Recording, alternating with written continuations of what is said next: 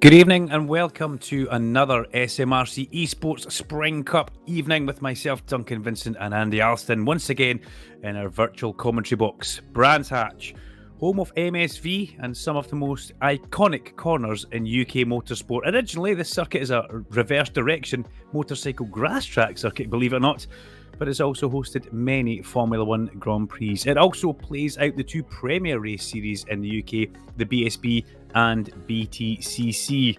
Tonight will be a very different affair from previous weeks. This is a driver's circuit where one mistake could prove very costly. As ever, as I said, Andy Alston joins myself, Duncan, in the Sim broadcast commentary box for another fantastic SMRC eSports race evening. Andy Alston, have you got your sweatband on, bottle of water? Are you ready to rock and roll? Absolutely. Well, we've had 3 rounds full of action, 3 more to go in this Spring Cup, and what a great venue, as you mentioned. Brands Hatch, one of the classic venues in the world of motorsport. I think it's a track that really rewards the skill and the bravery of the drivers, so stand by for more drama in this event. Stand by, absolutely. The Brands Hatch Grand Prix circuit as well, I should say that, the full GP circuit, not a circuit that gets used a lot over the years, or the year I should say, they use more the Indy circuit. But this one, well, I'm looking forward to it. As you can see, weather conditions look perfect down in Kent, and we are ready to rock and roll. But we should bring you a little bit of news, a little bit of update, Andy. We're going to have a look at the championship points in a minute or two, but Nathan Lamond won't be here at this event. He has got a ban. Michael McPherson, Jordan Gronkowski, and David Christie also missed qualifying and race number 1. And why is that, Andy? Yes, so after of course, in any motorsport, the results are provisional, and the drivers are allowed to submit a protest to the clerk of the course and the team for any particular incidents that they want them to review. The team will then review that and make a decision based on what they see in the replays. Now, that can be a time penalty. It can also be a kind of behaviour warning penalty. Now, if you accumulate too many of them, so if you accumulate 3 penalty points, you'll receive a 1-race ban. So that means you can't take part in the first race of 3 and qualifying as well. So that's where Michael McPherson, Jordan Gronkowski and Dave Christie fall into. Nathan Lamond, however, he's received 4 points, so he has to sit out the entire event. Now, if you receive 5 points, you're out of the whole cup. You're absolutely out of it. Now, this is designed to try and keep the action as clean as it possibly can be. So it throws an interesting little dilemma into the mix for some of the drivers as well, because you could be at the sharp end of the championship, but if you've got a couple of the behaviour points and you're on the cusp of a ban, then you're not necessarily going to throw that car up the inside on the last lap. You might have to just sit back and just collect the points. Yeah. Going into Daytona, Michael Weddle was the championship leader. Coming out of Daytona, Fraser Williamson is now the championship leader, number 369, ahead of Michael Weddle and Adam Brown just inside the top 3, I should say. Sam Corson, he had a good Daytona, actually, keeps himself 4th in the championship. But Jack has got work to do here. Driver number 13, one of the Rethink Racing drivers. Jack didn't have the best of starts at Daytona, and that was him on the back foot straight away. He's on screen just now, going out of Graham Hill Bend and along what they would call bottom bend before they get towards Surtees. And as we look at Jack going round, why not have a look at a lap we got earlier on from our championship leader, Fraser Williamson, in car number 369. Let's take an onboard lap around the Brands Hatch Grand Prix circuit as we see Fraser coming across the line here. He stays central in the track, 4th gear. Now watch the gear indicator. This is something I found very interesting as he brakes and throws it in towards Paddock Hill Bend, steep downhill. And this is close as you can get towards track limits. Tricky corner here, Druids. It's over the crest of a hill. If you've been on track, it's actually the apex is over the crest. Difficult to see. You've got to position yourself well. Down towards Graham Hill Bend, a corner which has been reprofiled over the years. It used to be a very fast-flowing left-hander. Now it's actually almost an overtaking point as they go along the Cooper Straight towards Surtees, named after the late, great John Surtees, and then on towards the Grand Prix loop. This is a fabulous bit. Now the speed really starts to build here as we're in 3rd gear, up into 4th gear before we come over the crest of Pilgrims, drop down towards, big deep breath, Hawthorne. This is a corner. This is a real corner. Just listen to this. Feathers the throttle, floats the car through the apex, uses all that runoff and almost a little bit more before he goes along the Derek Minter Straight into Westfield. Westfield drops away sharply as you go down and then back up towards the newly reprofiled Dingledale Sheen curve, as it's called. Through here, bouncing over the curb. Don't take too much. You can see how much you're upset the car before you come into Stirling's, a cambered corner. You can really drive a car hot in here, out over the curb, and then tuck everything in. Tuck the wing mirrors in. Try not miss a gear. Don't hit the rev limiter as you go in towards Clearways. And then we go through Clark Curve, past the Frulston Centre, which is home to the MSV headquarters now. That is a lap off the Brands Hatch Grand Prix track by current championship leader Fraser Williamson, and if he can do them all night, Andy, he's going to be a hard man to beat. No, he certainly is. He did very well last time out at Daytona, 2 second places and then a win in the last one. So that brings him up to the top of the championship. He's leapfrogged Michael Weddle. So 260 points at the top is Fraser. And yeah, he's a driver that's been very, very quick. You know, he's one of these drivers that he's 3 laps, 4 laps, and that's him. He's already at the sharp end. And as things stand, he's actually on pole position at the moment with a 139.6. So that is a couple of tenths quicker than the next fastest man, Michael Weddle, with Jack Eyre currently in third. Rory Bryant up there in fourth as well, and Vic Covey. So it'll be interesting just to see how things pan out here. Now, one other driver just worth giving a wee quick shout out to is currently 6th place man, car number 8, Adam Brown. I think he's one to watch for this one because, again, he was a driver that I felt had he kind of built on the good event that he had in Charlotte. Got a couple of second place finishes and then got his first win of the season at Daytona last time out as well. So there's momentum very much in his side. So I think he's one to certainly keep an eye on at this event. I do like how your voice went up with Rory Bryant and Vic Covey both featured inside the top 10 there. I'm just as equally impressed, I've got to say that. John Higgins as well, right now, junior, with a fabulous showing in 7th. Adam Brown, Mark Hearn, who we saw have a few issues at Daytona. Sam Corson pops himself up with a fabulous lap into P6. Just outside the top 10, I was speaking to him today, the Knockhill garage mechanic Scott Smith. He was trying as much as he could all week. And he says, I was doing good lap times, Duncan, and all of a sudden Fraser came in the room and done 4 laps and went straight down to about a 39.4, 39.5. So he said it was a bit demoralising, but great to watch and great to race. And, you know, Fraser right now, Andy, he is the class of the field. He put together an extremely strong Daytona. And what we need to remember as well, he's up against a very strong stable of Rethink Racing drivers, but there's only one Fraser Williamson in his team. And really, he positioned himself extremely well at Daytona, used the draft, and got some good finishes. Yeah, definitely. And it was a consistent performance throughout from Daytona, and it was one where he kind of needed those points in the bag as well because a couple of the rounds at Charlotte didn't quite go his way. He started on 3rd. Then it was an 8th and a 5th, so that kind of cost him a little bit. The one thing, of course, that helped him as well in the championship is Michael Weddle had an incident in the second race last time out at Daytona as well, and then fought back brilliantly to take the final step in the podium. So it's a really interesting battle between these two, I have to say, and 1/10 of a second splitting both of them at the moment with only a couple of minutes left in qualifying. Both Fraser and Michael are really, really on the pace. As we see 8 minutes 50 of this qualifying session gone, and that's another fastest lap, is it, by Fraser Williamson? He's just taken a few hundreds off that. There's David Christie on screen, the man who will be missing the next instalment of this. Rory Bryant stopped on track after his qualifying, but yeah, Dave Christie was a bit of unlucky in a couple of ways at Daytona, but he got caught up in a few accidents, which...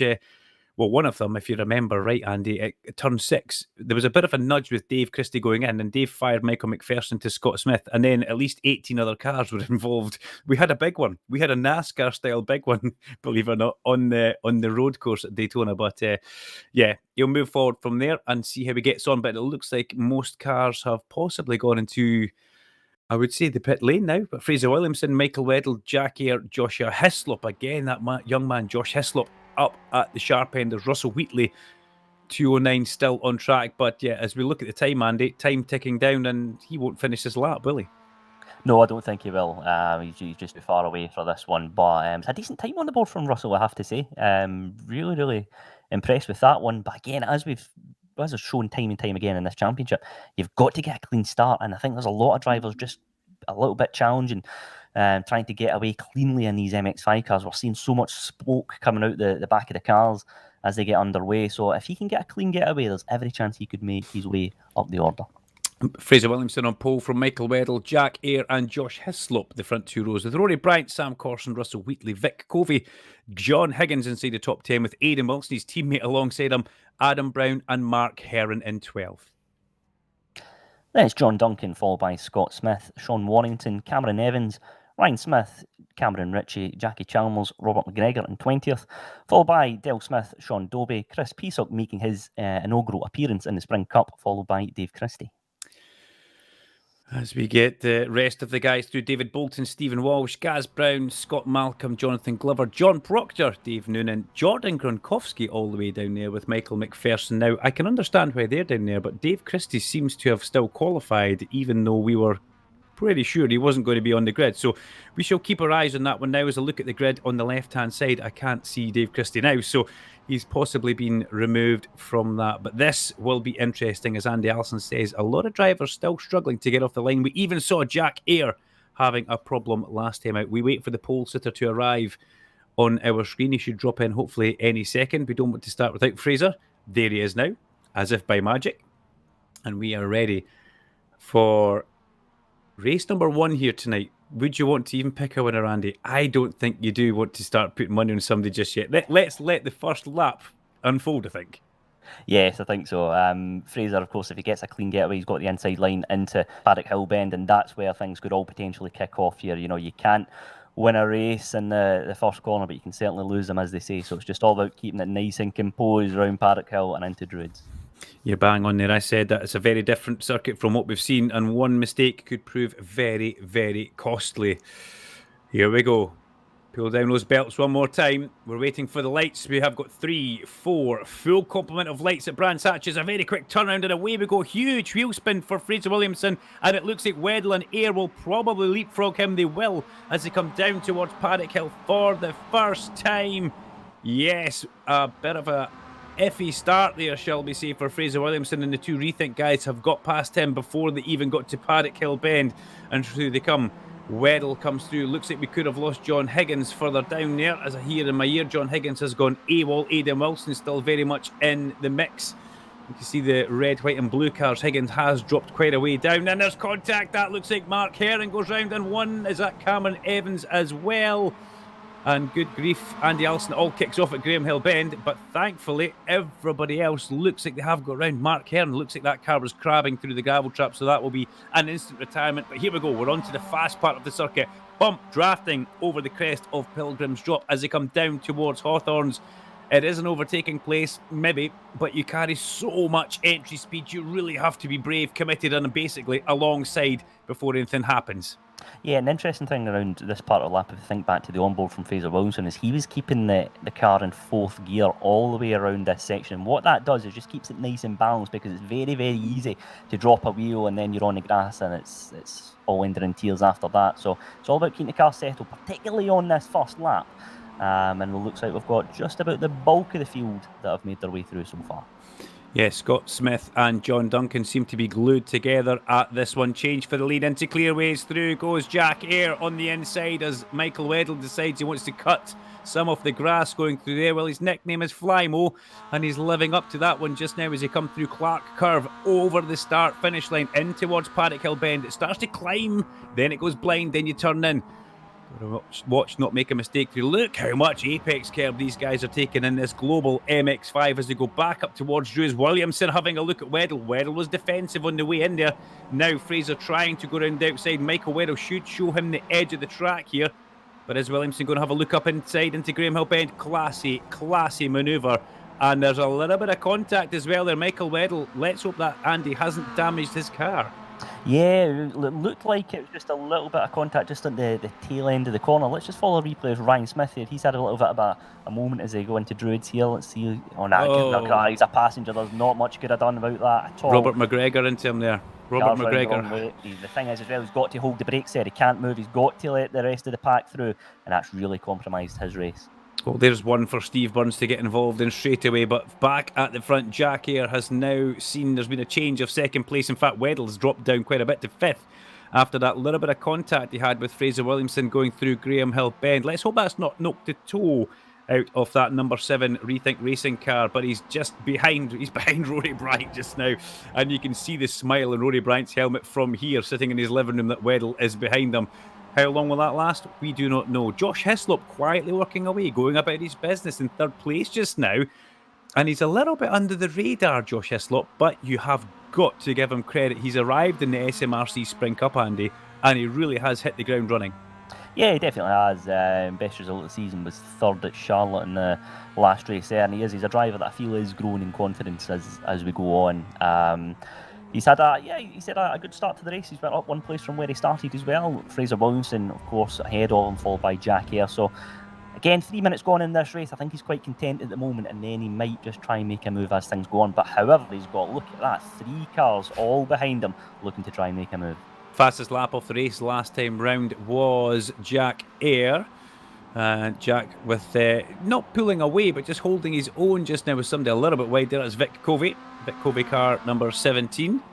SMRC chairman. And great having Vic on track. And right behind him, he's got the young, hard-charging Aidan Wilson, teammate to John Higgins and Robert McGregor in MSR Racing. And a whole heap of Apex curb as he went through Surtees on towards the Grand Prix loop. For the young man, Dave Noonan seems to have been off in the background there. Yep, recovering Dave Noonan. And I do like the colour scheme of that. It's very FedEx, Denny Hamlin, don't you think? I agree with that. Agree with me, please, Andy. Yeah, I was thinking of one of the old Le Mans cars. Was what's to mind, the old Jaguar. That's what it Oh, the Silk Cut Jaguar. He's got a bit of damage on that, actually, isn't it? The bonnet's all kinked up, so he's hit something pretty hard. But look at this. Speaking of hard, this is hard racing we've got at the front just now. Fraser Williamson has worked so hard to try and catch up with Jack Eyre. He has, and now Weddle is having a look at Rory Bryant. Oh, there's contact on the way into the corner. Weddle putting himself in a position where he doesn't need to be, and that is not going to work for you. Very lucky he didn't catch a wheel in the gravel trap, and that pulled him straight into the gravel trap. As he crossed the line again, Adam Brown giving us some fabulous images as you go through. And Paddock Hill Bend, well, it's probably one of the steepest corners in British motorsport, and he manages to get round to look at that up the inside mirror, signal Andy Alston, manoeuvre. Yeah, that move was already done before they went into the corner. Jack here having a big moment coming out of Paddock Hill Bend. Fraser Williamson posted the fastest time of anyone last time out at 1:39.4. That is 0.4 of a second quicker than Jack Eyre's previous time. So already he's got a little bit of a gap. So Fraser Williamson, if he can get a couple of solid laps under his belt, there's every chance he could just set off into the sunset here. A lot of liberties getting taken with the exit of Graham Hill Bend. I've got to say that. Not in my day, lad. You never got away with that in my day. But Vic Covey, well, he's a mini racer at heart, so he knows all about exceeding track limits. Scott Smith having a good look at Russell Wheatley as they go down Pilgrim's Drop. Scott, you're going to have to be a brave boy if you try and go around the outside at Hawthorns. That's not to be. Can he get the undercut on the way along the Derek Minter Straight as they come towards Westfield? No. And this looks like a matter of time. Russell Wheatley doing a cracking job in 2:09, but Scott Smith right behind him. And the lead down to 1/10 of a second as we see that at the top of our Christmas timing tree on the left. I don't think it's a Christmas tree, is it, Andy? But it come out and I can't bring it back now. No, it's, Fraser Wilson. He's got Jack Eyre hot on his heels, but Josh Hislop in 3rd place as well, worth bearing in mind. He's making a nuisance of himself getting involved too. As a follow, Aidan Wilson, car number 12, currently in 9th place, so he's up 1 place from where he started. And he's got Vic Covey ahead of him, car 17. Looks like he might try and make a little bit of a move here as they go into Paddock Hill Bend. Oh, looked like a wee late nip of the nose, but he's thought better of it and sat back this time round. Yeah, and we're looking, Scott Smith does the famous undercut. That's an extremely touring car-esque manoeuvre. He's going to be up the inside there. Scott will take this one. And Russell Wheatley not wanting to do anything silly, because it's at moments like that where you've got to concede change off the lead. Well, we saw that, didn't we? That happened last time round in towards Druids. And what has Fraser Williamson got? Let's see if he can pull away from Jack Eyre. Still in 3rd place, Josh Hislop. Still in 4th place, Rory Bryant. Still behind Rory Bryant, Michael Weddle.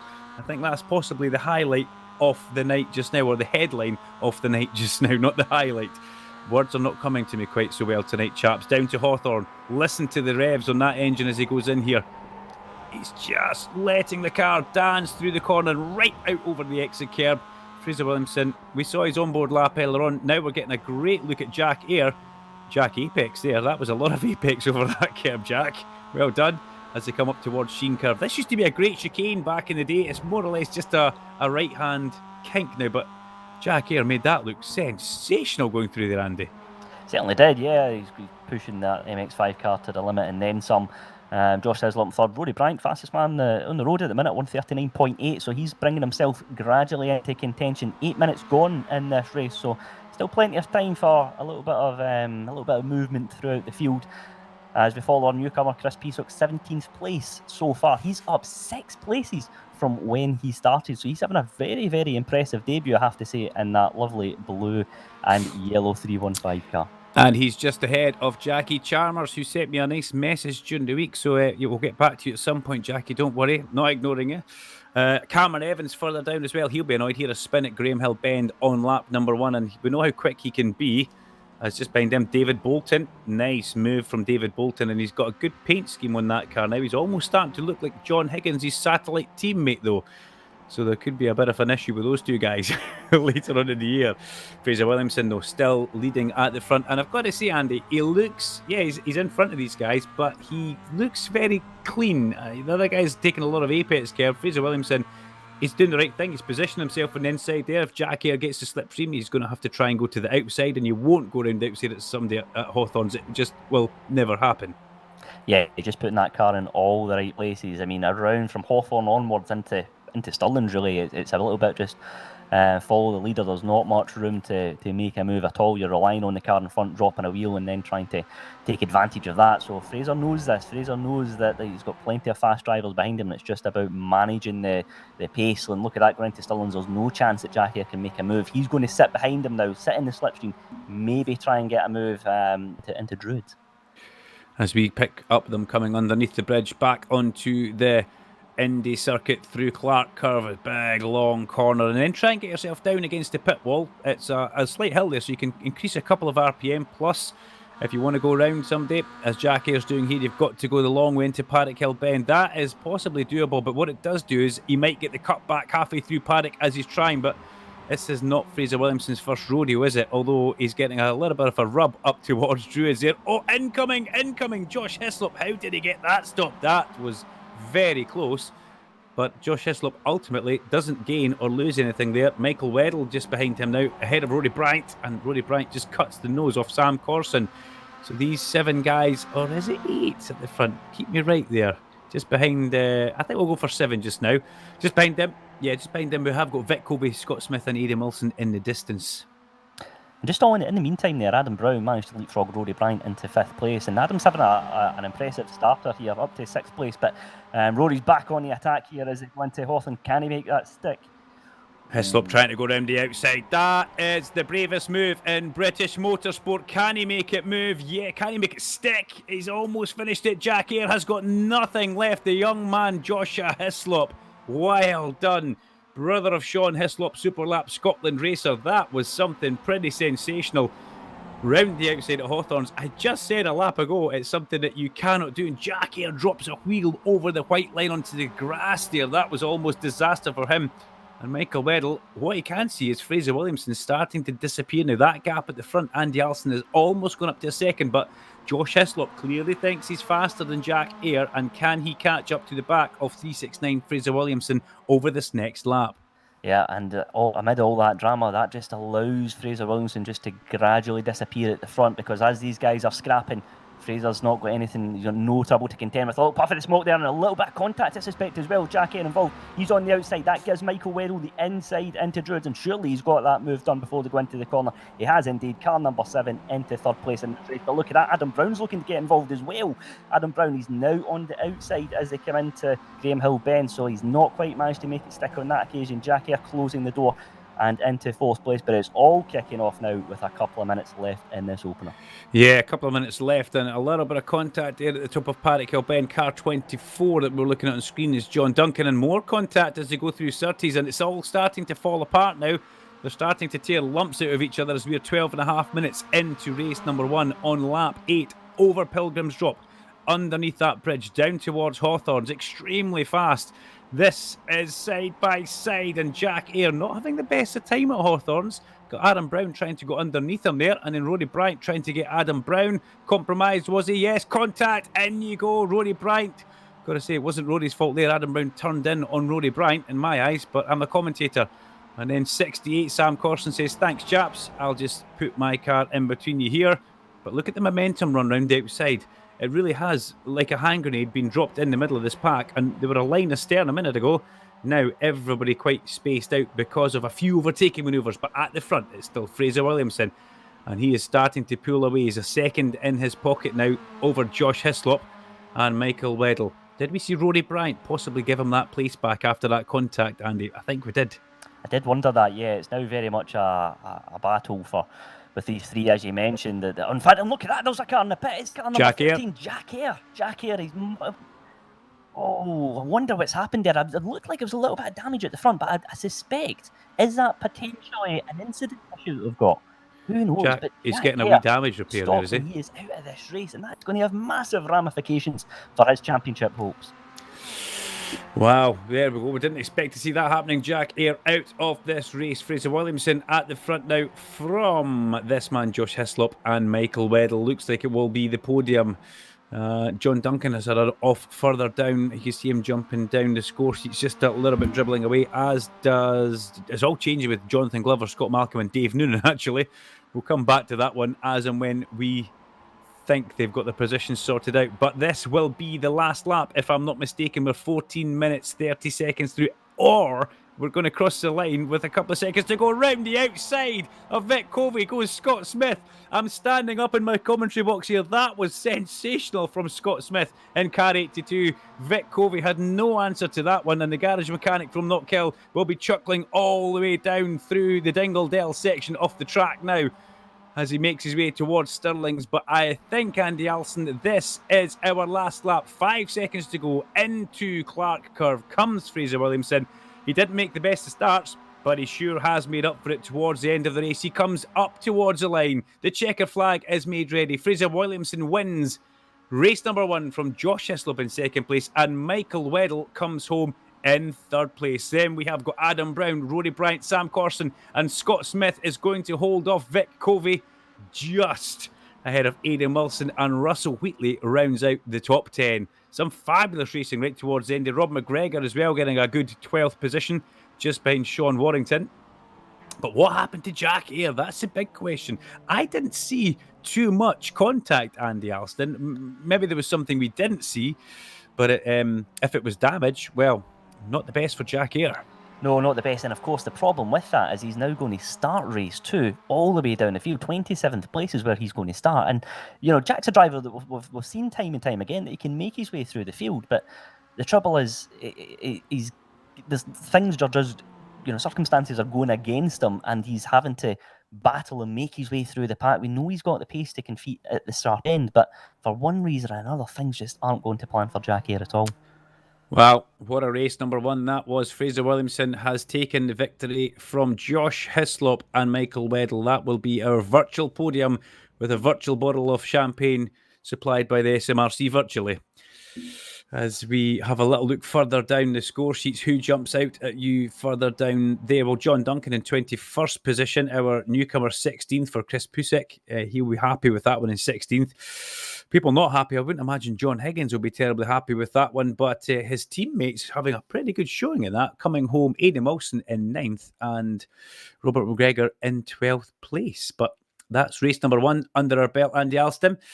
And what I should say about John Higgins as well, John Higgins' granddad took quite ill during the week. I was made aware of this from his dad. So John, well, he is in hospital and he'll be watching this in his hospital bed. So granddad, get well soon from everybody here at SMRC eSports. The grid for race 2, Williamson, Hislop, Weddle, Brown, Bryant, Corson, Smith, Covey, Wilson, Wheatley, Warrington, McGregor, the top 12.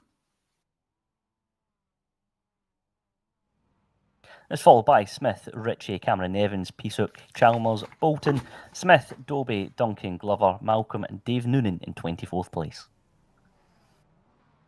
That was for Fraser Williamson before. Let's see what Fraser Williamson can do in race number 2. He spun those wheels, Andy. There was a lot of smoke in the car. You can always tell it's a bad start at Brands because the back jumps out. Here we go. Red lights on, 4, 5, full complement of lights and away we go. That's a better start from Fraser Williamson. He launches forward. Josh Hislop goes in behind him. cuts off Michael Weddle, and it looks like everybody away at the front. Let's just keep our fingers posted, or crossed I should say. Brilliant camera angle to get us through Paddock Hill Bend for the first time. Let's just see anything that might happen further down the field. But Fraser Williamson leads for lap number 1 through Druids. Was that contact further down? Was that contact with Hislop and Weddle there, actually? Can you see any damage on that car and the Alston on Josh Hislop's car or Weddle's car? I think they just look like they've managed to survive another day, but they were very, very close, I have to say. And amid all that, it's Fraser Williamson once again setting off into the sunset. A very, very good start this time round. But again, there's lots of drama behind Scott Smith. 6th place at the moment. He's up 1 place from where he started. Sam Corzin, he's dropped 2 places from where he started. So it's all kicking off in the midfield. John Glover, I think, has had a moment there as well in the opening lap here. It's one of these ones where, again, we're seeing lots of drivers exchange places in the opening laps. We've got Vic Covey in 7th place at the moment, at 1 place also. And look at that, Duncan. Look how bunched up the midfield pack is. That was Adam Brown we saw on the grass here, and Aidan Wilson and Robert McGregor side by side. Wilson going underneath Sam Corson here. Good move, and that's done as they get up to the top of the hill. Robert McGregor, well, you know that he's not going to need too many invitations. He'll try and go through as well, follow his teammate behind them. We've got Cameron Evans, who had an off, and speaking of off, that'll be Vic Covey Jr. Hey, Vic still having a tank slapper down the hill in front of everybody there, and Aidan Wilson trying to go around the outside at Clark Curve. But it's just typical Global MX-5 racing. It's the first lap is always a little bit hold your breath. And thankfully, we seem to have got through that now. And we should have as well Jordan Gronkowski in this race, as should Dave Christie. And remind me of my other one who was a naughty boy, Andy. It was Michael McPherson, who's currently 27th place. Both Jordan and Michael up 6 places from the start. Jordan in 26th, Michael 27th.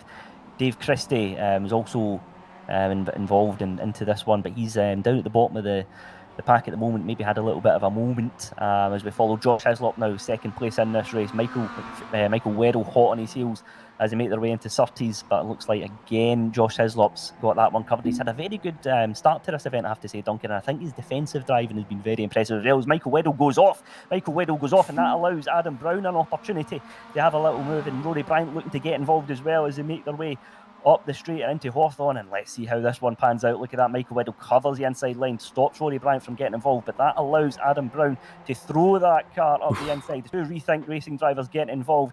Looks like Adam Brown's managed to get that one covered. Michael Weddle, the blue and silver car in front, he's had a bit of a moment, he's gone wide. That allows Rory Bryant an opportunity to perhaps have a move, and he's been forced out wide there. Michael initially went defensive, and in fact, look at that, Rory Bryant's lost a place. Scott Smith. Lost a place to Vic Covey, and Scott Smith, in fact. Scott Smith up to 5th place.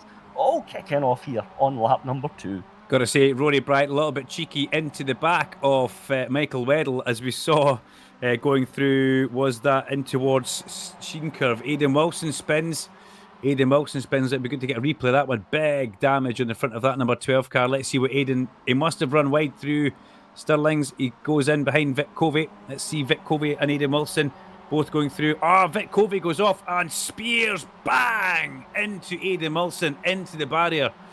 So Aidan Wilson, completely not his fault there, but that will be heading for the pit lane. It's a little bit squint that. But yeah, Rory Bryant got in the back of Weddle just going through Westfield it was, and that upset Weddle. Big long slide which he held. And then Scott Smith jumps into 5th place. Cheeky as you like. Cameron Evans all over the back of Vic Covey now. Vic Covey with possibly a bit of side damage there. And the track's the black stuff, chaps. The track's the black stuff. Stay in the black stuff and you'll be fine. The green stuff, lack of grip. Robert McGregor fends off Vic Covey 1-1-7, fending off 1-7 as they go onto the Grand Prix loop now. And it's just needing to calm down just a little bit. He's just had his teammate off there. Yeah, so Robert McGregor maybe spies a bit of revenge here. Let's hope that's not the case. But the visor will be well and truly shut on Robert McGregor as he comes towards Hawthorne, tucked right under the back of Vic Covey. Now, Robert McGregor did say to me that he was going to be pretty good today. He was meaning business, and look at him just now as they go through Westfield down towards Sheen Curve. Andy Alston, this is a new Robert McGregor this week. Certainly is. He's not shy in getting involved here as well, I have to say. Again, had a good start to this race, up 3 places, currently 9th at the moment. So it's Vic Covey's just got this train of cars all behind him, and none of them are able to just quite manage to make their way through. So be an interesting one just to see how this one pans out with 5 minutes gone so far in this race. Let's have a little look at what's going on here. John Duncan, car 24 there around the outside. And he's going past. John Duncan gets past Sean Warrington. Cameron Ritchie involved in that as well. Let's have a look further down. Still not featuring on our timing tree. I think it's called a timing tree. We still don't see Michael. Oh, we do. McPherson 25th. And Jordan Gorkowski in 22nd. Still no sign of Dave Christie at this point. Jack Eyre up to 19th place. That's another... Oh, contact! Contact! Contact! Not Cameron Ritchie's fault there. He was rear-ended on the way in. Rear-ended on the way in by car 42, Del Smith. So that was a lucky one to get away with that. Quite a bit of damage in front of those two cars. But look at this at the front, Andy. Quietly going about his business on his own, as you should do, Fraser Williamson. And Josh Hislop not falling off the back, but still ahead of Adam Brown. Weddle, we've seen him having quite a bit of issues so far. Currently in 4th, ahead of Scott Smith in 5th. Yeah, Fraser Williamson, just a gap of 1.2 seconds between him and Josh Hislop. So he's out the slipstream range as Josh, and he's got Adam Brown to contend with. So it's an interesting dilemma here for Josh Hislop. He's got to keep an eye on the rear view mirror, because Adam Brown's having a very, very impressive start to this event, I have to say. As we look at John Duncan, car number 24, the yellow car, he's just fending off a little bit of a threat. And there's Jack Eyre. Jack Eyre 17th place, so he's made up 10 places from the start. He's had a good couple of laps, but again, it's a bit of a story of his season, unfortunately, so far. Jack Eyre, it's those recovery drives and making his way through the field. So 17th place at the moment. Let's see where he ends up at the end of this one. Recovery drives are great, but they're not what you want to be doing. Adam Alston stays out of the way there. He's got that damage come back out. I wonder if he's looking for Vic Covey Jr. Let's hope he's not going to go down that route. Robert McGregor might still help him out at that point. But Fraser Williamson into Druids from Josh Hislop.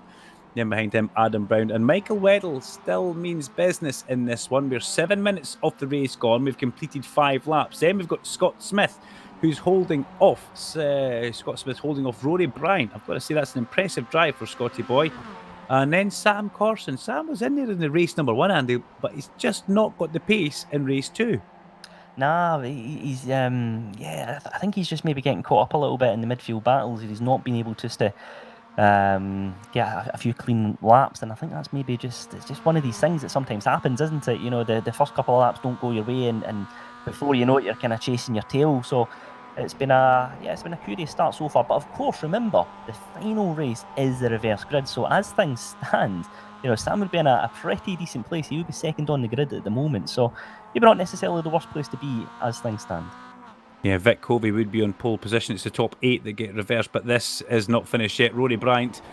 Well, we've seen Rory's not scared of getting the front bumper of that car into the back of other cars, especially his teammate Michael Weddle, who is on the bonnet of Rory Bryant's car. You see that, a lovely big picture of Michael Weddle for some reason on the bonnet, just in case we all forget who he is. And he's on Vic Covey's car and Cameron Evans' car as well. Cameron Evans just slides past Vic Covey there as they go underneath the Yokohama Advan Bridge. Cameron Evans, car number 98, if I'm not mistaken, goes through. He'll be ruining his spin in race number 1, but that now puts him in pole position for race number 2, Andy. That is a good spot for him to be in, but look behind him. You don't want to be looking in your rearview mirror, seeing that come towards you at Paddock Hill Bend. No, absolutely 7 cars all looking to try and make a move, and it looks like Ryan Smith's got the inside, the kind of blue and white car, and it's car 17 who's just gone off. It's Vic Covey's had a bit of a moment there on the outside line. That allows Robert McGregor the inside line, and look at that. I just wonder as well if we've got the yellow car on the inside looking to get involved as well there. John Duncan, and he's just on the outside, and he's made it stick. He's made it stick as John Duncan. I thought he was going to bail out of that one, but he's managed to make that stick. Very, very impressive move for him, and he's into 11th place in this race. And you can see there's quite a few of those cars now that got Weddle on the bonnet, so I think there must be an in-joke of the Michael Weddle being on the bonnet of these cars. But back at the front, let's see the Fraser Williamson gap from Josh Hislop, because that's what we're interested in just now. And Adam Brown still in 3rd place. Can Hislop get up towards the back of Fraser Williamson with 9.5 minutes gone? Andy, I've got to say, keep an eye on the gap. 7/10 is where it sits just now. Josh Hislop doesn't have to look in his mirrors, doesn't have to worry about what's behind him. He could possibly bridge this gap. He is, and he was 3 tenths quicker than Fraser Williamson last time round as well. So that's managed to just bring him potentially just into the tail end of that slipstream range for Josh Hislop with 5 minutes left in this race. So this is where it's going to get very, very interesting, I have to say. Josh has got every chance of maybe making a move as we ride on board with him now as we make our way down the Bramham Straight and into Paddock Hill Bend. Let's see how he makes this one move stick. And look how wide Fraser Williamson takes that corner. Then it's a big hop of the curb on the inside. Not quite so much from Josh Hislop. A little bit cleaner this time round for him. And then again, look at that. Again, he's just managing to gradually try and reel in his Fraser Williamson. Look at that gap. 5 tenths of a second now between the pair of them. So this is going to be a fascinating finale to race number 2. I tell you what, I'm looking at the timing screens just now as Rory Brighton has a look at Scott Smith. Jack Eyre, 13th place. He could possibly get himself up to 8th place. He's only 4 seconds off Cameron Evans. That would put him on pole. That would be one way to salvage your day. But look at this at the front. Fraser Williamson is being caught. The gap's gone from 7 tenths of a second last lap round. It's now 4 tenths, down to 3 tenths of a second. Josh Hislop is applying the pressure. He's turning the screw in that number 23 MX-5. And Fraser Williamson will feel the heat coming behind him as they come through Westfield, bouncing through. You see the front wheel kicking up off that apex curb. They go down and up towards the Dingledale Sheen curve area of this Brands Hatch Grand Prix circuit. 11.5 minutes gone. Can Josh Hislop get close enough to have a manoeuvre? He's held that 3 tenths of a second all the way around this lap. This could possibly be the fastest lap of the race for Josh Hislop as we come down into Clark Curve, Andy. Yes, it could well be. And this is then it's things get a little bit nervy for Fraser Williamson. But look at that again behind. You've got Adam Brown, Michael Weddle, not too far down the road either. So there's every chance we could see a couple of the drivers switching places here. Look at that. Adam Brown's got quite a good run on Josh Hislop here as they go into Paddock Hill Bend. Closing that gap. He's got even closer as they got made their way around the apex of the corner. Just a little bit too far off making a move this time round. But that plays into the hands of Fraser Williamson because Josh Hislop is now forced to look behind and then take defensive lines into corners. Rory Bryant having a go at Scott Smith for 5th place here. The top 5 could be on the cards for Scotty 2 Hottie in this one, car number 82. We're 12 minutes in. It's all kicking off at the front, as Andy Alston would say. It's getting very tight now as well, isn't it? 3 tenths of a second from Williamson to Hislop as we go further back down. That's Robert McGregor. Got Jack Eyre going round him. Jack Eyre now into 11th place. 8th place is Cameron Evans, 15 seconds. So 3 seconds is the difference from Eyre to Evans. It's possibly doable. And if he does do that, Andy, that will be the biggest save since... I don't know. I couldn't honestly say what's the bigger save than that, to tell you the truth. No, he's had a very good race as Jack Eyre, up 16 places. Another driver just worth giving a shout out, John Gronkowski, currently 14th place. So he's made up 18 places from the start. There he is there, the red and white car number 33. Very, very good race here from Jordan. So again, this seems to be a track that suits him, and he's putting in some pretty fast times as well. And just a little bit further down the road, Michael McPherson, of course, both of these drivers starting this race at the back of the pack. Michael McPherson currently 18th, so he's been making his way through the field as we ride on board with Fraser Williamson. Look at that gap, 1 tenth of a second now between him and Josh Hislop. Josh is within striking range with a couple of minutes left in this second race. Adam Brown popping out in the distance as well, car number 8. And look at that, Fraser Williamson shuts the door into Paddock Hill Bend. But will he live to fight another day here as they make their way down Pilgrim's Rise and into Druids? And look at that, and he's just jumped into the inside line. That's forcing Josh Hislop out wide. And Fraser Williamson still managing to hold on to the lead of this race. And because of all this kind of almost defensive driving, Andy, you picked up on it, the top 4 have now all come back together. Josh Hislop needs to have a go at this. It's see the car in front, catch the car in front, pass the car in front. It's as simple as that. There's a car, better catch it, better pass it. He can't hang about behind Fraser Williamson or he's going to come under big attack from Adam Brown. But he's got to try and get that gap or get that manoeuvre without being too forceful. Down Pilgrim's Drop they come towards Hawthorns, 14 minutes, 20 seconds. Will this be the last lap? Josh needs to think it is. There really isn't too much more of an overtaking manoeuvre unless he can maybe send it, as the kids say, in towards Stirling's. It is a corner you can run in pretty hot and almost try and do a block pass. But here we come down through Dingledale, up to Sheen Curve, bounce over the curbs. Oh, jumpy over the go there. There's a wee bit of a defensive move. Hislop almost looked at the inside there. 15 seconds to go. I think we might get another lap at this. We might just sneak one more lap as they come underneath the Yokohama Bridge. Then again, my timekeeping's never been great. Ask anybody at Knockhill Racing Circuit that. Through the last corner they come. This is it. This is the run to the checkered flag. It's going to be Fraser Williamson. There's a little bit of contact with Adam Brown and Josh Hislop. Weddell, where's Weddell going? What's going to happen here? Across the line they come. It's Williamson from Hislop, Adam Brown and Michael Weddell in fourth place. That was 4 cars across the line, covered by 0.2 of a second. Scott Smith, he will be delighted with that one. Scott Smith comes home in 5th place ahead of Rory Bryant. Sam Corson with a bit of a lonely run there, Andy, to 7th place ahead of this gaggle of cars. Jack Eyre just misses out. Cameron Evans gets 8th place. Jack Eyre comes home in 9th place. That was one heck of a drive. Definitely, yeah, very, very good. Just missing out on pole position for the final race does Jack Eyre. So it's Cameron Evans who will lead the pack into the last race of the evening here at Brands Hatch. And 2 races packed full of drama as we expected, but it's that man there, Fraser Williamson, who takes the 2nd win from 2 this evening, and that really does give his championship boost, championship hopes, I should say, a massive, massive boost. Dave Noonan in the Denny Hamlin replica comes across the line in 27th, and I'm sticking with that, Andy Alston. I'm going to touch the desk. That's it. That's the FedEx livery. It's a little bit more FedExy than Silk Cut. If I don't think we're allowed to mention cigarettes on here, but we just did. There we go. That is race number 2 done. Race number 1 and race number 2, both fabulous races, but 2 out of 2 for Fraser Williamson. Reverse grid time for race number 3. There's your finishing order in front of us. Williamson from Hislop, from Brown and Weddell. You could have covered them with the famous blanket. It was that close. Scott Smith held off Rory Bryant, and he will be delighted with that one. And we said Sam Corson a little bit lonely in 7th, but there's your pole man for race number 2 in 8th place. It's Cameron Evans. And, you know, Cameron Evans, he's a fast guy. He's a fast young man. Andy, he could spring a surprise in this race. Certainly could. Yeah, Cameron's experienced in SMRC eSports activities. He was initially in the console, made them switch to iRacing on PC. And again, he's another driver who's doing very well. I think he's one who, again, we know he's got the pace, but it's just about managing to put it together. You know, you're on pole position for a track like Brands Hatch. It's all about a clean getaway and get the car into Paddock Hill Bend and just try and grow from there. But as we've seen, you know, you can go from 5th to 10th in the space of a lap or so in these championships. It's so close with the number of cars that we've got on grid. Anything can happen. Anything can happen, and anything usually does happen as well.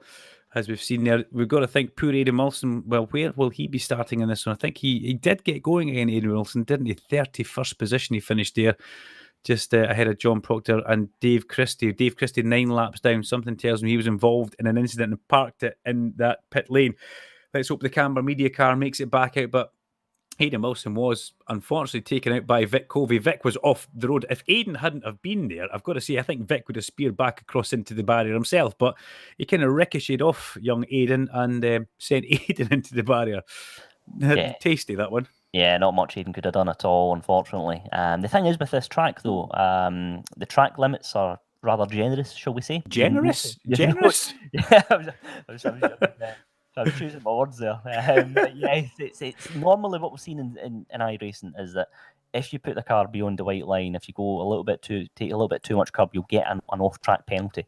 If you accumulate too many of them, then you have potential ramifications. You need to slow down or whatever. But at Brands Hatch, the drivers have got a lot more leeway, and we're seeing that in these 2 races so far, that the drivers will just send the car over the curbs, and then they know it's thick. They'll know they've got the runoff to use and bring the speed down the straight. So it's that's thrown an interesting dilemma into the mix here as well, because there's some drivers that are prepared to take more curb, they're prepared to be more aggressive, and then you've seen other drivers who are a little bit smoother, and it's all about hitting the apex. So we are here at Brands Hatch, round number 4, live on Wednesday, and this is the SMRC eSports Racing Spring Cup with SMRC and Sim Broadcast, live stream partner for your sim racing event. So lots to talk about after the first 2 races, Andy. We probably won't have enough time because it's as ever the next race comes upon us. I think we've got 2 minutes to go here. 2 weeks' time is the next race. Andy, remind me of exactly where we're going to be racing for that one in 2 weeks' time. We should have hopefully a few more cars back as well with that one. And I've just had a message to me from Dave Christie there. Dave completely forgot about the qualifying ban in race number 1, so he decided to park it and do the honourable thing. So he's a good lad, is DC, and if you follow him on his Instagram social media, you'll see that he's building a race car, and we're at Alton Park. Thank you very much. We're at Alton Park in 2 weeks' time, so I should have known that one. I completely forgot that, Andy. Thanks for digging out that hole, Andy. That's really nice. Right, I was cool just in the middle of jumping in there You should have. Yeah, so we've got Alton Park, which is the island historic layout. Alton Park's a track, of course, where there's a number of different configurations. And then Hockenheim run to end the season, I think, will be an interesting one as well. It's a relatively new track to iRacing, so it'll be interesting to see how the drivers handle that one, I have to say. But yes, come back to Dave and building the car. I have to say it's been very, very interesting just following that one. I think that's part of the beauty of motorsport, isn't it? You know, we get some drivers who just buy a car and say they're going to get right in amongst it and just start tearing it apart and adding the bucket seat and everything else. So Dave's been getting involved and beginning his journey in the real world motorsport, and we wish him all the best. As much as I love him, I do hope there's somebody going at the back of him with a spanner just to make sure it's tight though, Dave, you know, just to make sure that bolt is properly tight. But he's learning and he's looking forward to getting that car on track, and we'll see if he gets on in 2021. We'll keep our eyes on him. But as for this one, well, we wait for the race to come back. 2 minutes till we get the reverse grid race here at Brands Hatch Grand Prix track. Remember, we are on Facebook, SMRC eSports, YouTube, SMRC, and Sim Broadcasts live on Twitch. So, okay, I said we weren't going to put money on the end of the races before, Andy. The thing is, can Fraser Williamson get back to the front in this one, starting in 8th? Well, it's been Williamson from Hislop on in the first 2 races, so they're the 2 to watch, that's for sure. I go back to what I said at the start of the race, start of this event. It's all about getting a clean getaway. There's some drivers that are still having problems getting the MX-5 away from the grid cleanly, and Jack Eyre, I have to say, at the start of race 2, he got that car away very, very well indeed. And if you can just get away and time it nicely from the lights, you can make your way up the field very, very easily. Cameron Evans from Sam Corson, Rory Bryant, Scott Smith, Michael Weddle, Adam Brown, Hislop and Williamson, Jack Eyre, John Duncan, Jordan Gronkowski. Imagine getting all the way up there for the 3rd race. Brilliant stuff. And then it's Warrington in 13th, Wheatley, Ritchie, McPherson, Higgins, Malcolm, Heron, Sean Dobie in 20th, Jackie Chalmers, Dale Smith, Vic Covey and Steve Walsh. Getting a bit sweaty palmed here. Vic Covey, Steve Walsh, you mentioned, Jonathan Glover, Dave Noonan, Ryan Smith, Chris Pusek. We've got Gaz Brown, Dave Bolton, Aidan Wilson, luckless down there with John Proctor and Dave Christie, who's sitting this one out. We are getting ready for race number 3. Pull down on your seatbelts. Lights starting. Brands Hatch Grand Prix finale. 1, 2, 3, 4, 5. Lights out and down towards Paddock Hill Bend we go, and it's Cameron Evans with a good start, and he's made the crossover to take the perfect racing line over the crest of Paddock Hill Bend. Bryant tries to go up the inside of Corson, not to be. Weddle and Smith exchanging all sorts of glances. Oh, big thump at the back there. Who was that? Dale Smith? Yep, Dale Smith into the tyre barrier, not the recticel at the top of Paddock. That was a big impact, but let's focus on what's going on down at Graham Hill Bend just now, because Cameron Evans still holds the lead in race number 3, but here comes Sam Corson underneath him. Sam didn't use as much off the grass as Cameron Evans, and he slides up the inside, and it looks like something's happened at the exit of Graham Hill Bend, possibly Vic Covey, as we come on to the Grand Prix loop for the first time, side by side, as we go towards the Pilgrim's Drop. And it is Cameron Evans on the inside for Hawthorns, Andy.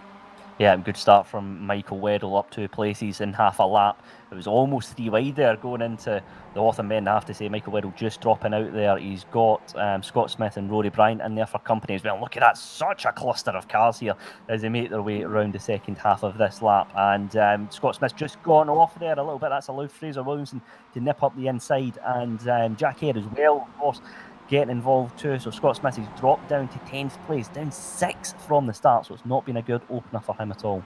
He will not be happy with that one, running wide as you go through Westfield into the gravel trap, and once you get there, the track still turns away from you, so it takes you a day and an age to get back on. Bit of blocking from Evans there on Rory Bryant as they go down towards Clark Corner, but Sam Corson leads the way. This is the first time, I believe, in this series we've seen Sam Corson lead a race, and right now Cameron Evans in 3rd place. He looks like a bit of a cork in the bottle. He just needs to calm down, settle down. Rory Bryant's going to try and send that up a gap, which wasn't there. Round goes Cameron Evans into the barrier. A little bit needless on the second lap of the race. Let's hope there's not too much damage to Rory's car as well. He's starting to drop back now, but be good to see a replay on that one because it was a funny angle from my point of view. See, I'm sitting on the fence already, but a replay would maybe give us a better look at that for the second time, as everybody using so much runoff at the bottom of Graham Hill Bend. It really is a liberty they're taking, Andy, which I'm really not sure that used to happen back in my day. Well, it's just it's part of being quick in sim racing. It's knowing where the track limit lies, and if you're not getting penalised for it, then take that car all the way to the limit and then some. So it's all about just manipulating the track and knowing where to push and knowing where to sit back, and the drivers are absolutely doing that to the maximum here as we follow Jackie up 4 places, and there's been a little bit of drama behind him. It's Rory Bryant involved. Rory Bryant's just gone wide. That puts him on the outside, so allows Scott Smith to dart into the inside car number 82, and it's been a challenging lap or so for Rory Bryant, I have to say, and he's down into 9th place as things stand, and he's gone wide again. He's gone wide again. It must be damage for car number 27. There's no way Rory would go off in such quick succession like that. There's got to be suspension damage to that MX-5. I wouldn't be surprised if we see that car pull into the pits at the end of this lap. And it's been a challenging one to say the least for him. It looks like he had a little bit of contact with Adam Brown on the run down towards, I think it was Westfield, as we go on board with Michael Weddle, who's right on the back of Sam Corson. Fastest lap of the race goes to Fraser Williamson, who is in 3rd place just now. But yeah, you're right, not the tidiest of laps. So Rory Bryant, that big bit of contact with Cameron Evans at the top of Paddock Hill Bend. It was difficult angle for us to see. But Cameron Evans definitely come off worse than that one into the tyre pretty hard. Right now, though, we have got, 3-4 minutes of this one gone. John Higgins inside the top 10 just now and running a little bit wide there. And that's Robert McGregor, his teammate, tail gunning him just now as they go in towards Surtees. Up the inside, though, goes car 16. And we know who that is. That's Michael McPherson. The British Championship Formula 4 racer slides between McGregor and Higgins. Rather uncomfortable place to be, in my eyes, to tell you the truth, as you come over the top of Pilgrims, drop down towards Hawthorns. And this is the corner I said you can't go around the outside on, Andy. And 2 people have proved me wrong today. That's Fraser Williamson, if I'm not mistaken, and Scott Smith as they go along towards Westfield just now. Look at this. This is really closing up at the front. And Josh Hislop, once again, he keeps his business clean, doesn't he? He keeps his nose clean, Andy, and just appears at the front all the time. Yeah, he certainly does. It's an interesting driving style for Josh Hislop. It's very, very efficient with the car. And again, I think that's half the battle. And these MX-5s, of course, are not the quickest in the straight line. So there's a temptation, I think, to overdrive them and try and compensate for that in some kind of way. But Josh Hislop's a very, very smooth and methodical driver as we follow Sam Corson now still in the lead of this race. So he's got a gap of a couple of tenths of a second between him and Michael Weddle. Sam Corson, best result of the season was 3rd place in the opener at Road Atlanta, and he'll be looking to try and stay on the podium for this one if he can, and stay on the top step of the podium, which would be even better. But of course, it's 2 Rethink Racing drivers who lead the way, with Fraser Williamson in 3rd place of this race. You know how, Andy, sometimes things happen in threes? Well, Rory Bryant has gone off for the 3rd time and he finds himself down in P30 now, so not the best 3rd race of the day for Rory. You probably want to forget this one as we come on to the Grand Prix loop once again. The top 4 just pulling away from Jack here. Let's see what Jack's got in the locker. Has he got anything he can pull out? Can he pull a special can of that stuff out where he can open it and get forward? We saw him do some brilliant driving in race number 2, but he's got a bit of a gap in front of him just now. Behind him, Jordan Gronkowski and Adam Brown. Adam Brown up the inside of the Angel Wax red and black lines car, and Jordan just ahead now of Scott Smith, who, as you put it so perfectly, Andy, just made a mistake and lost so many positions on that earlier lap of the race. Yeah, it's easy done, and you're chasing your tail for the rest of the race. These are 15-minute events, and you've got to make a move quickly. There's not a chance to just sit behind and assess the driver in front. You've just got to, in some instances, you've just got to throw that car up the inside and hope for the best. And it looks like Michael Weddle's going to be doing just that. He pulls that number 7 car into the inside. as they make their way around Clark Cover. He is now into the lead of this race. Sam Coslin's on the outside line. Fraser Williamson, car 369, is on the inside as well. Will Fraser Williamson try and send it into Michael Weddle as well as they go into paddock? When he does. Fraser Williamson's having a go. He's having a go here. Can he make it stick? And it looks like he's forced Michael Weddle out wide. Michael Weddle's got the run into Druids, though, of course, on the outside line. So, and look at that. Michael Weddle has got the car. He's just managed to make it stick. That, of course, now gives him the inside into Graham Hillbend, and Michael Weddle is in the lead of this race. Hanging on by his fingernails there, Michael Weddle did not want to give that away, but fabulous bit of driving from Fraser Williamson, and he's all over the back of Michael Weddle, giving him huge pressure. He's making Weddle go defensive through Surtees to try and get a better run out and give him the drive over Pilgrim's Drop down towards Hawthorne. So here we go in the slipstream. Josh Hislop back behind him. Look at Williamson. He pops out from the slipstream with a bit of help from Josh Hislop as well. Can he go round the outside again of Weddle? Hold on to your hats. Round Hawthorns they go. Brilliant bit of MX-5 driving from Fraser Williamson. Room given from Weddle, but Weddle has just been done again by Fraser Williamson. He's still on the outside as he go through Westfield. That is something pretty special. Fraser Williamson still hasn't completed the move as he comes side by side through Sheen Curve. Weddle gives him room on the inside. That is a move and a half by Fraser Williamson. That happened 3 corners after the start of that move was initiated. And look at everybody now behind them, purely because of that battling. Everybody is now with them. Jordan Gronkowski, Scott Smith just off the back of this. Can Weddle now repay the favour to Fraser Williamson? I don't think so. He's out there all on his own. He's got no help from the air behind him, and he's on the wrong side. He's going to have to watch that Josh Hislop doesn't come past him on the way in towards Paddock Hill Bend here. He's trying to fight as much as he can. He wants to cut back here, Andy Alston, but he's not going to get it. Everything hopefully will settle down now as they come up towards Jews, but what a manoeuvre from Fraser Williamson. Stunning bit of driving from both Fraser and Michael Weddle, I have to say as well. I think that's a contender for the best lap of this Spring Cup so far. Absolutely fantastic driving. But Jordan Gronkowski's had a moment. Jordan Gronkowski, that car's round the wrong way, and he's had further contact. Sam Corson. Sam Corson, I think, who's been tagged. Both cars are on the grass and out of this race with 9 minutes gone in this one. Pure drama. Let's get a replay. Replay of Jordan Gronkowski up the inside of Sam. What happened? Did Jordan lose it or did Sam lose it? Just 2 cars coming together down towards Graham Hill Bend. That's a famous thing to do. Scott Smith. I think Scott Smith had to keep that one lit to get past the accident, but that's not the first time I've seen that, and it won't be the last time I've seen that accident happen there. But this at the front, that was, as Andy Alston said, some special racing between Fraser Williamson and Michael Weddle. And away at the front now, but they've got side by side now for Josh Hislop and Adam Brown. Let's see if these 2 guys can get through the Sheen Curve Dingledale area side by side. They can. But I'm still sitting here kind of almost flabbergasted at what we just saw with Williamson and Weddle. That was sensational. But Weddle has not let Williamson off. Fraser Williamson trying to get a triple here, trying to take all 3 victories in the one day, but Michael Weddle all over his back bumper just now. Oh, but he touches the grass going through Clark Curve onto the start-finish straight, and that will lose him drive all the way down there. And look who's in 3rd place. Look at that, Andy. Look who's got himself into 3rd place. Yeah, Jack Eyre up 6 places from where he started. Fraser Williamson, worth mentioning, up 7 places from where he started as well. It's been been an interesting one to say the least, Jack Eyre. But again, a podium would do him a lot of good, I have to say. I think it would be some very, very valuable points on the board. As things stand, you mentioned there Fraser Williamson looking to do a clean sweep. He would be the only driver in the Spring Cup so far that would pull that off if that is the case. So Fraser's got a nice little accolade to go for here if he can make it stick. But 5 minutes left in this one, and Michael Weddle hot on his heels. As we go on board with Josh Hislop just now, ahead of him is Adam Brown, car number 8.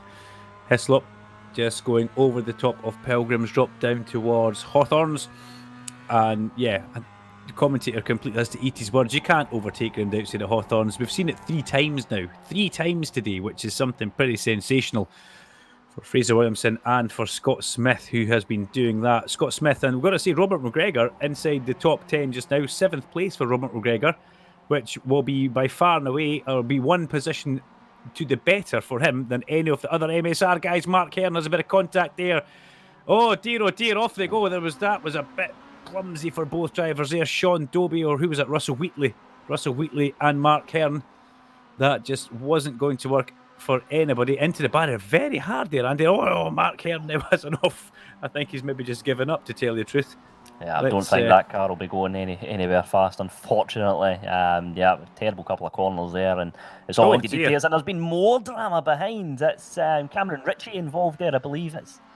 I think there's been a car that's just maybe it's just been stuck in the middle of the road for whatever reason, and there's been serious ramifications for that one further down the pack as we look now with our leaders. Fraser Williamson, 0.2 of a second from Michael Weddle.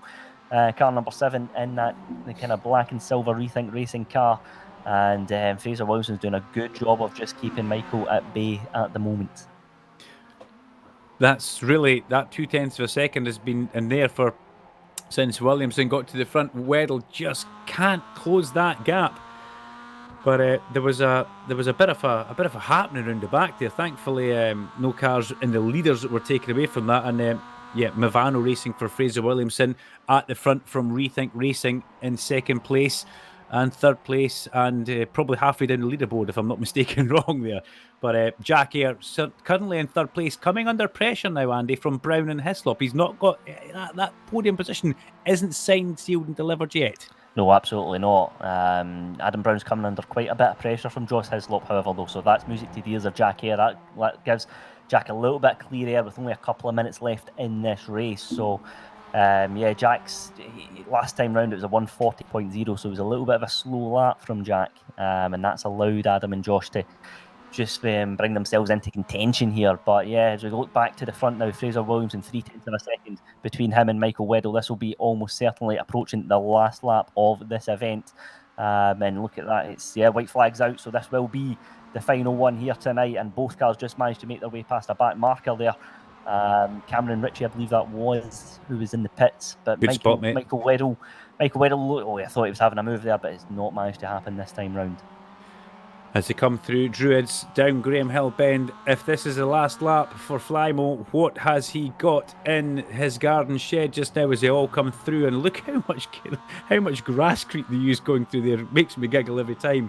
In towards Surtees, named after the late great John Surtees, only man to win a world championship on 2 and 4 wheels.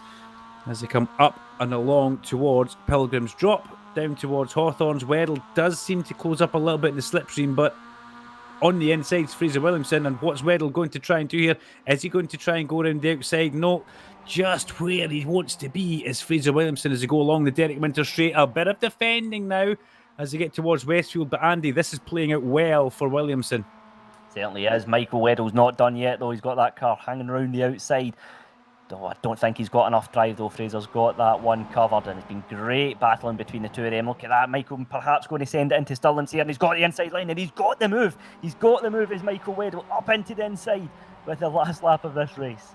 Well, there you go. That was how it should be done for Michael Weddle. What can Williamson do? He sends him on the outside.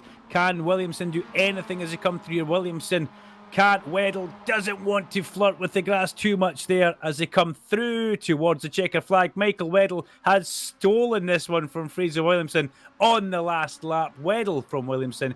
Jack Eyre comes home in third place with Adam Brown, Josh Hislop. Sensational stuff for Scott Smith. Robert McGregor gets the best result for an MSR car inside the top 10. He comes home in 7th with Junior just behind him in 8th. Sam Corson, Sean Warrington, and everybody else coming across. Ryan Smith with a very close finish in number 94.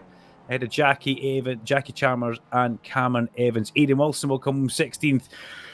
I'm rubbing my hands together. I've got no idea why, to tell you the truth, Andy Alston. What a last lap that was for Michael Weddle. Stunning stuff. Do you know what? You have to be brave at the best of times to throw a car around the outside, around Westfield and Dingledale and that section of the track. You have to be brave.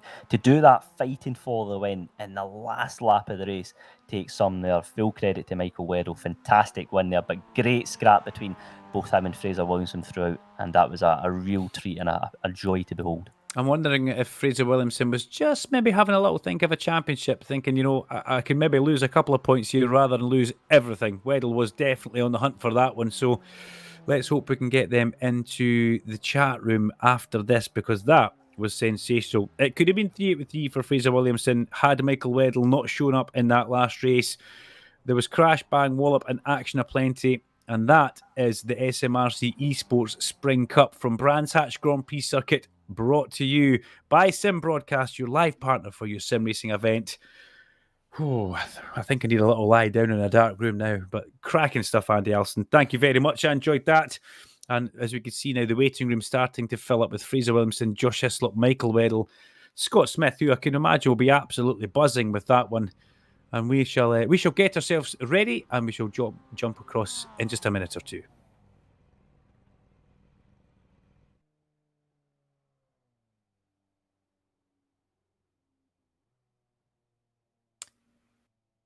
Michael Weddle from Fraser Williamson, Jack Eyre, Adam Brown, Josh Hislop, Scott Smith, Robert McGregor, John Higgins, Sam Corson, and Sean Warrington are the top 10, with Sean Dobie, Scott Malcolm, Ryan Smith, Jackie Chalmers, Cameron Evans, Aidan Wilson, Dave Noonan in the FedEx liveried car, and Jordan Gronkowski comes home 18th after that off he had in that race with Sam Corson.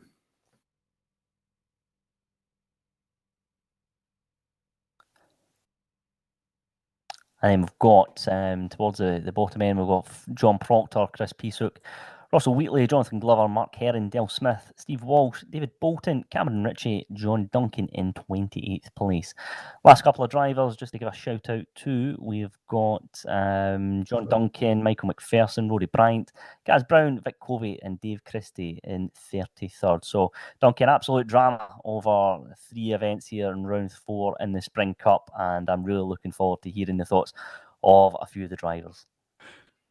Okay, so first of all, we've got to have Fraser in first of all, because it looked like it was going to be his meeting, but let's get Fraser in and we'll find out exactly what his thoughts on that are. Fraser, well, congratulations. That was something pretty special, that event for you. It looked like it was going to be 3 out of 3, but Michael Weddle was not forgiving you that one on the last lap there. But honestly, you must be made up and delighted with how the event's gone for you. Yeah, it's the closest I've got to what I want to achieve in these races, which is obviously win all 3. Annoying to have led most of the third race just to not defend it well enough, if that makes sense. Just knowing that I was in the best position on the last lap and didn't convert it. But yeah, 2 race wins in a second's going to help us in the championship, I'd hope. You can always tell, Andy Alston, when somebody's smiling when they're talking, and that's the vibe I'm getting just now from this boy. No, absolutely. And Fraser, I have to ask, how important is it to have a strong level of trust between the other drivers? Because both you and Michael were having some great scraps throughout the events, but that last race in particular, of course. Do you feel that if you've got that strong understanding with the driver, then you can both dice it out at speed the way you guys were doing? Yeah, I went quite quickly on. He's going to leave me a car's width and no more, so I'm leaving him a car's width and no more, and we both respect that. And it leads to stuff like you saw today, where we can go laps side by side and give each other enough racing room, and that's all you need, is just to leave, that one's car's width. And yeah, once you build that respect between you and other drivers, it pays off, and it gives you some excellent racing like that. Oh, congratulations, mate. That was great to watch, and it really was great to watch. And so close to getting all 3. You never know. Alton Park next time, is it a circuit that you're a fan of? I'll be honest, I've never done an actual race there, so I'm going to have to do some practice over the next 2 weeks, get up to speed hopefully, and learn how to race it, most importantly, so I don't have a repeat of race 3. I think that'll be music to everybody's ears, knowing that you haven't raced there. Fraser, thank you very much, mate. Thank you very much. Have a good rest of the week, and we'll catch up with you in a couple of weeks at Alton Park. Perfect. Thank you. Congratulations. We've got to have the other side of that battle, because we've got to have Flymo in. Michael Weddle, I'm calling him Flymo, but Michael, stunning. Stunning last race. You had a bit of a good showing in the other 2, but there was a couple of bits of contact which were unfortunate. But that last lap, talk us through from Hawthorns to the finish line. Honestly, I have no idea. Fraser got a really bad run out of the fast right-hander at the top of the hill. So excuse me, I don't know the corner names. And I was like, I'm going to just try the rest round day outside and see what happens. I've got nothing to lose, really. I had a bad round up to that point. And then it worked. I was really surprised. And then I was just kind of hoping to park it on the apex at the last corner, hoping that he would just run into the back of me. And thankfully he did that. So I managed to get away with it. But no, delighted to take that race 3 win. And Michael, it was one of those races as well where there was some date scraps between both of you, but did you just feel that again, with again only 15 minutes left in these races, it was just a case of trading places as much as you could in the final couple of corners and hoping for the best? Well, I think it was about lap 2 or 3. We spent majority of the lap side by side with each other, so I was a bit upset that I might have lost out on that battle. So I kind of all the way through the race, sorry, just get the head down, get back in his draft, and try and catch back up, and then see what we could do on the last lap. I didn't expect to pass him there, but I'll take it. No, you deserved that, mate. That was there was a lot of intakes of breath in the commentary box, and Fraser and yourself, just fabulous racing. Alton Park next. I asked Fraser, is it a circuit you know well? He's never raced there, so I know that you're quite a favourite of Alton Park, if I'm not mistaken.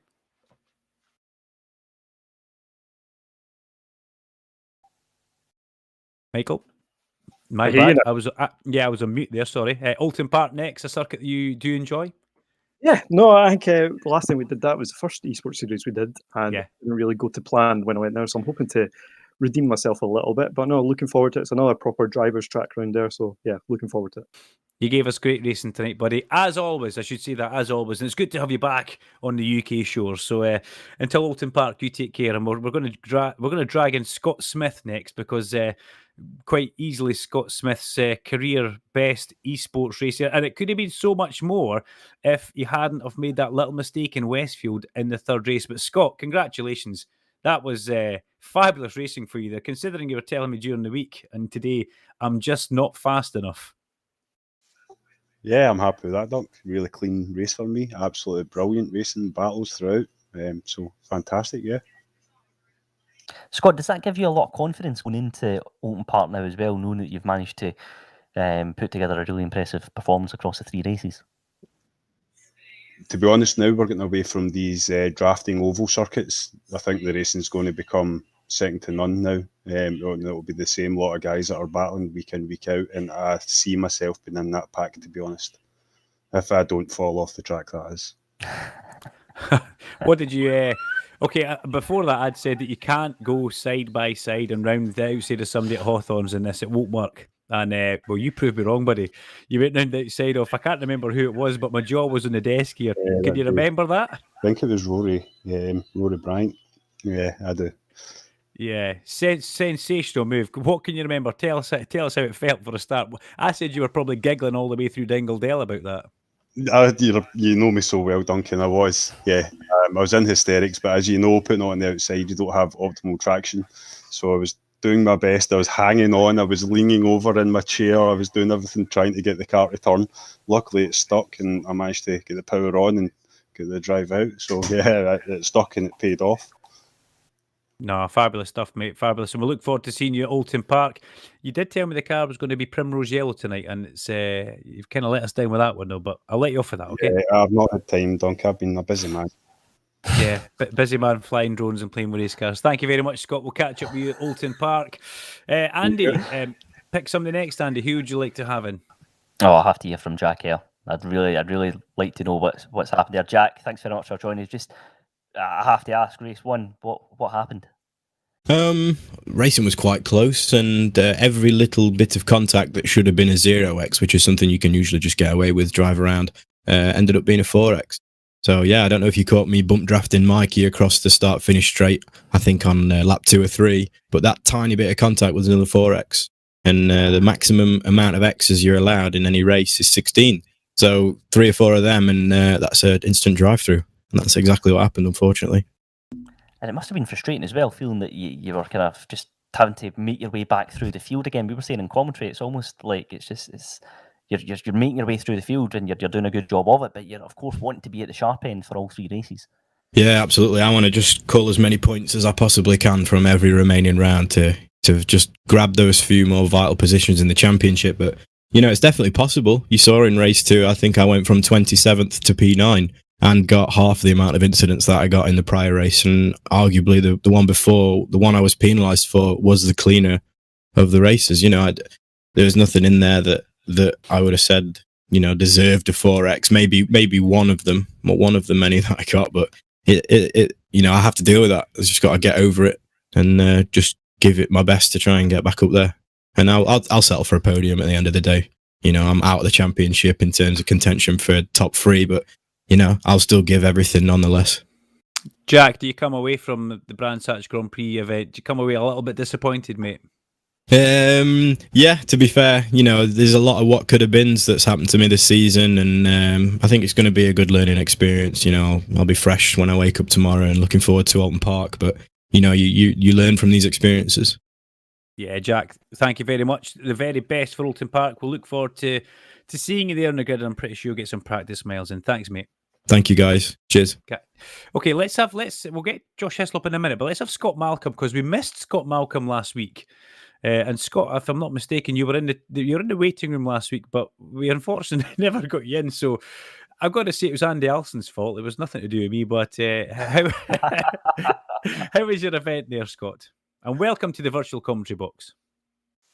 Cheers, guys. I thoroughly enjoyed that today. Did you manage to stay out of trouble? Because there was a good few cars pointing all sorts of directions, and there was quite a bit of damage in the midfield. How was it for you? I had a wee bit of coming together with a couple of cars, but I think this is the first week I've actually finished all 3 races. And is there any chance you could talk us through the paint scheme? Because that was a big talking point at Daytona from myself. Right, it's a sort of a forfeit from the Team Mad guys. I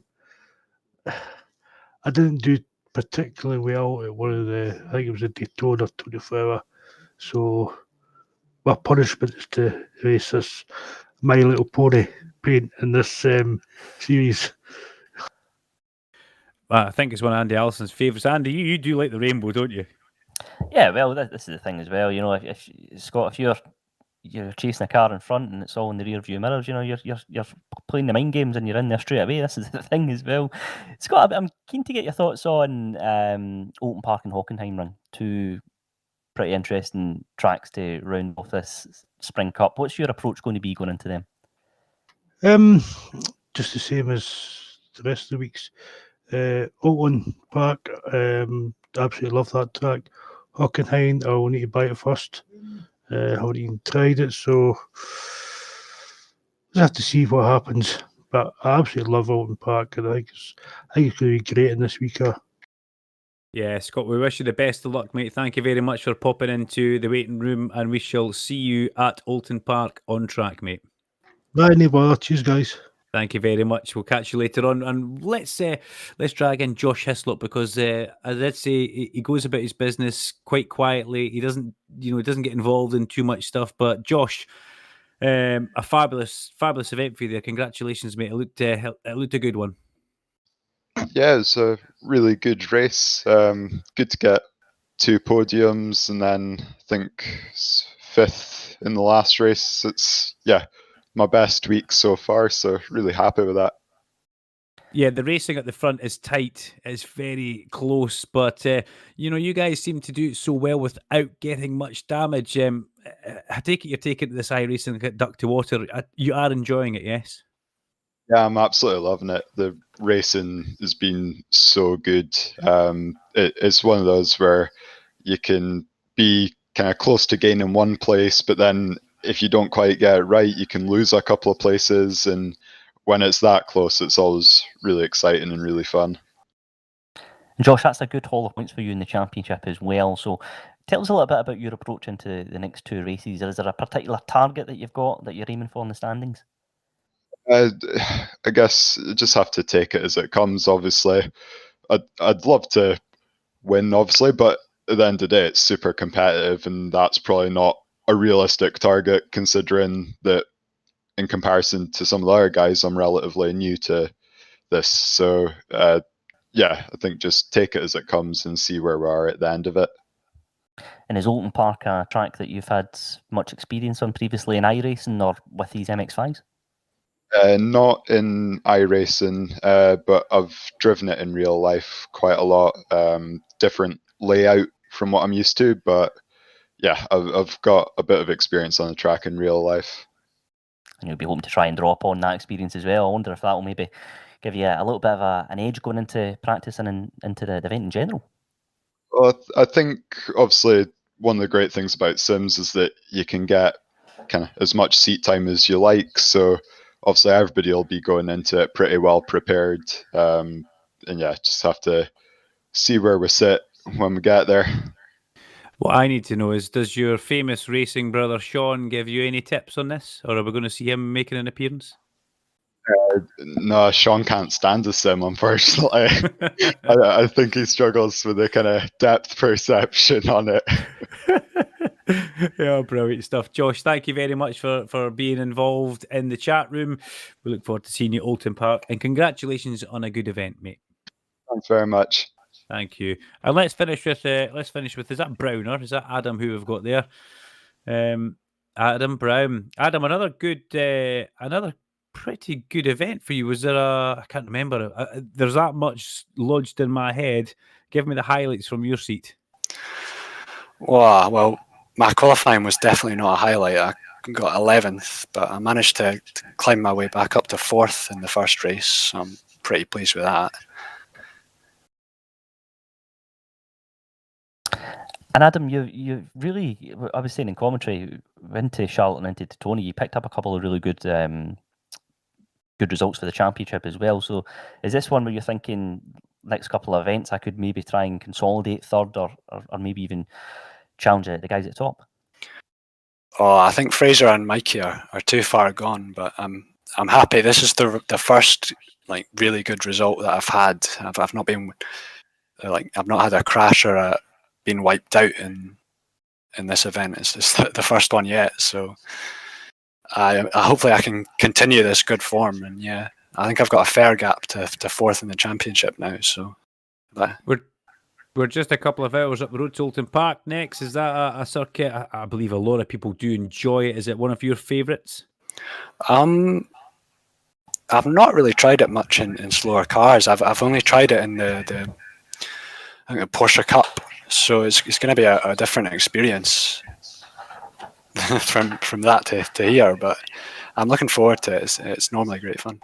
Yeah, just a bit. It's also, Brands Hatch is narrow, but Alton Park is even narrower and a little bit more undulating as well. Do you think that's something that's going to suit your style? I don't think it really suits it or not. I mean, I definitely do have a bit more experience around Alton than I have at Brands, so yeah, I think it'll suit me quite well. Yeah, the best of luck with that one, and congratulations on a good event here. It's good to know that you're happy with that one as well. So a happy Adam Brown is a fast Adam Brown. So we'll catch up with you in a couple of weeks at Alton Park, mate. Thank you. Thank you very much, Adam Brown. So that rounds up tonight's action.